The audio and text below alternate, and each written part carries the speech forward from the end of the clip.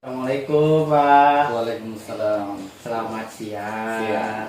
Mohon maaf mengganggu Pak. Oh iya, Nah, enggak apa-apa. baik, tujuan saya ke sini bertemu dengan Bapak. Kemarin juga saya menginformasikan kepada Bapak, mohon izin waktunya gitu. Iya, betul. Kali ini saya ingin berdiskusi bersama Bapak gitu, mendapatkan praktek baik ketika Bapak menjadi pemimpin pembelajaran di satuan pendidikan, Iya. artinya kepala sekolah di satuan pendidikan di SDN 006 Tanjung Palas Tengah gitu. Iya, betul, Pak. Iya. Betul, iya. Baik Pak, kurang lebih selama berapa tahun Bapak menjadi kepala sekolah di SDN 006 Tanjung Palas Tengah? Untuk masa pengabdian saya sebagai kepala sekolah sudah berjalan kurang lebih 6 tahun, di mana 2 tahun sebelumnya itu saya sebagai PLT. Nah, sisanya itu saya definitif sebagai kepala sekolah. Oke, baik Pak. Berarti kurang lebih juga 6 tahun ya? Iya, betul, Pak. 6 tahun sudah menjadi kepala sekolah. Baik, kali ini Bapak tujuannya bertemu dengan Bapak untuk nanti saya di calon guru penggerak angkatan 5 gitu, Kabupaten Bulungan, ingin mendapatkan informasi praktek baik dari Bapak. Izinkan nanti diskusi kita ini dilakukan sebuah dokumentasi, pengambilan video gitu ya Pak ya? Iya, bisa, Pak. Nggak apa-apa ya Pak ya? Enggak apa-apa, Pak. Boleh, boleh. Baik. Baik Pak, kurang lebih 6 tahun ini Bapak menjadi kepala sekolah di satuan pendidikan yang sama di SDN 006 Tanjung Palas Tengah. Pasti Bapak juga mendapatkan sebuah peristiwa, kejadian, kasus yang Bapak membutuhkan sebuah pengambilan keputusan dari sebuah peristiwa tersebut gitu. Di dalam sebuah kasus gitu Pak, pengambilan keputusan khususnya untuk pemimpin pembelajaran, ada yang termasuk digolongkan atau dikategorikan dalam dilema etika. Iya. Ada juga yang termasuk digolongkan dalam rujukan moral. Nah, Iya. kalau dari dilema etika Bapak, bahwa pengambilan keputusan berdasarkan paradigma nilai-nilai yang berkaitan dengan universal, ketika pengambilan keputusan tersebut benar lawan benar. Iya. Tapi nilai-nilai tersebut saling bertentangan gitu. Nah, apabila Bapak mengambil sebuah keputusan opsi daripada satu dengan opsi yang lainnya itu sama-sama benar gitu, tapi berubah sebuah dilema bagi Bapak gitu ya. Nah, selanjutnya untuk rujukan moral ini Pak, paradigmanya adalah dia benar lawan salah gitu. Nah, ketika Bapak menjadi kepala sekolah, apakah ada kasus gitu yang berkaitan dengan dilema etika gitu? Iya, betul, Pak. Dalam prosesnya ini, selama saya di sana itu di sekolah, memang betul Pak ada kasus yang seperti itu, yang dilema etika yang membutuhkan penyelesaian yang betul-betul selesai.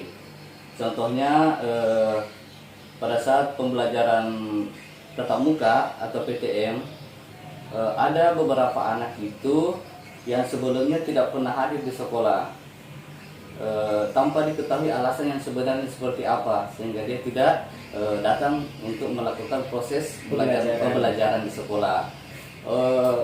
Ada 2 kasus atau ada 2 anak yang seperti itu pada waktu itu.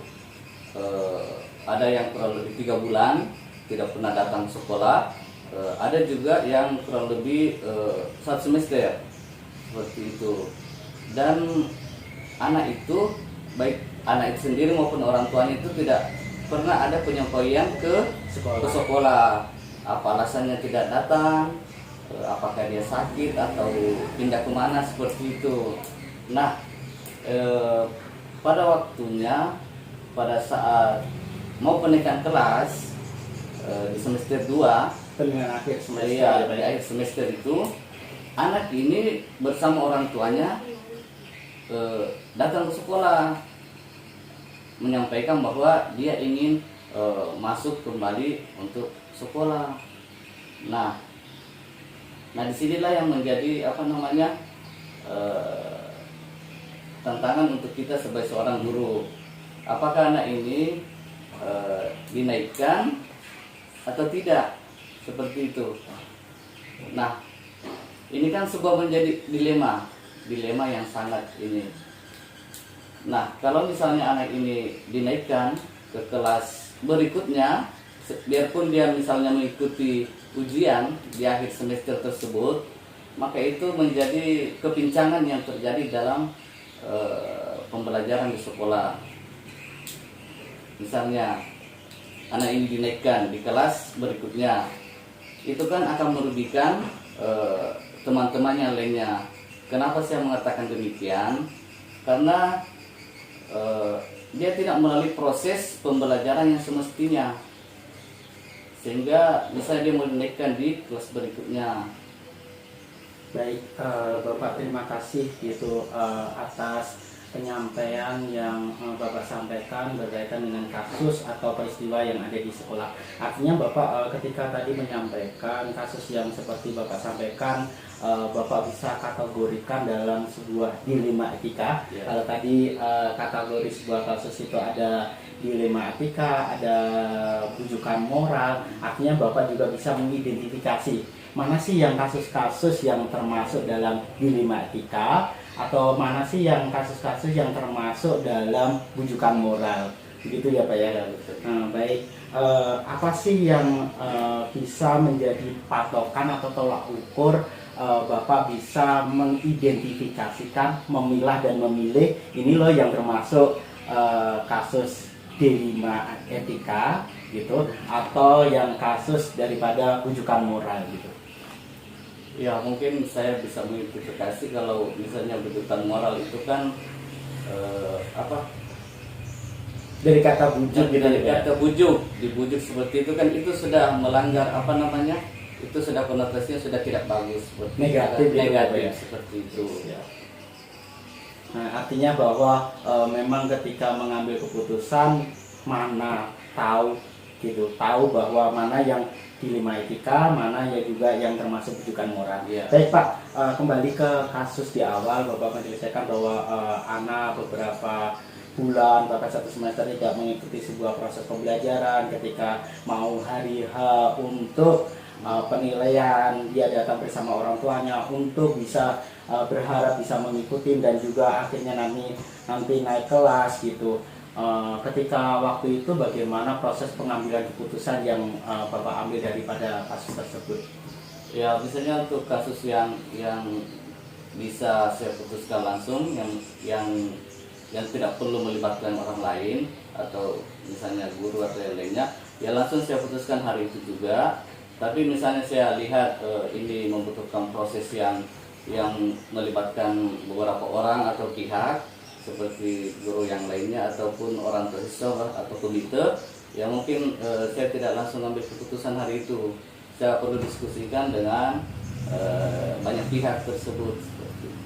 Baik Pak, dalam pengambilan keputusan dibutuhkan sebuah langkah-langkah prosedur dulu ya, Iya, betul. yang dilakukan sebelum pengambilan keputusan itu final gitu. Ya, Baik Pak, ketika kembali lagi ke kasus yang Bapak sampaikan, apa sih yang membuat Bapak ketika mengambil keputusan, atau begini dulu Pak, ketika kasus tersebut keputusan apa yang diambil oleh sekolah gitu Pak?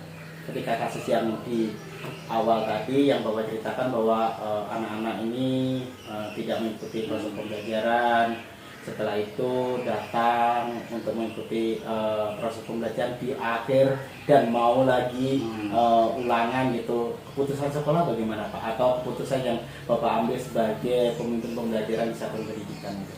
Ya, keputusannya saya mengambil bahwa anak ini tidak bisa dinaikkan ke kelas berikutnya. Kenapa? Karena dia tidak melalui proses pembelajaran yang semestinya, seperti itu. Walaupun itu menjadi dilema bagi kami di sekolah seperti itu. Jadi tetap kita musyawarah dewan guru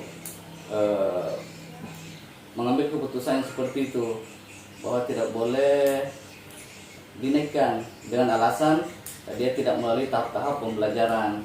Karena dalam proses pembelajaran itu kan tidak bahwa ulangan semester itu yang menjadi penentu kenaikan kelas. Ada proses atau tahap-tahap yang mesti dilalui anak tersebut. Baik. Seperti itu. Itu juga peristiwa itu terjadi sebelum pandemi ya Pak ya? Iya betul Pak, Sebelum pandemi. Beda lagi nanti kalau kasusnya di dalam pandemi gitu ya Nah, Pak ya? kalau sedang pandemi mungkin ada pertimbangan khusus Nah. yang mesti dinaikkan seperti itu. Baik, dalam pengambilan keputusan Pak pasti ada sebuah tantangan gitu. Sebelum mengambil sebuah keputusan, inikah, itukah, opsi 1 kah, opsi 2 kah yang Bapak lakukan tadi pengambilan keputusan, pasti ada tantangan. Boleh diceritakan Pak tantangan-tantangan ketika mengambil sebuah keputusan gitu, yang khususnya berkaitan dengan dilema etika. Iya betul. Dalam pengambilan keputusan itu ada beberapa tantangan, mungkin dari apa namanya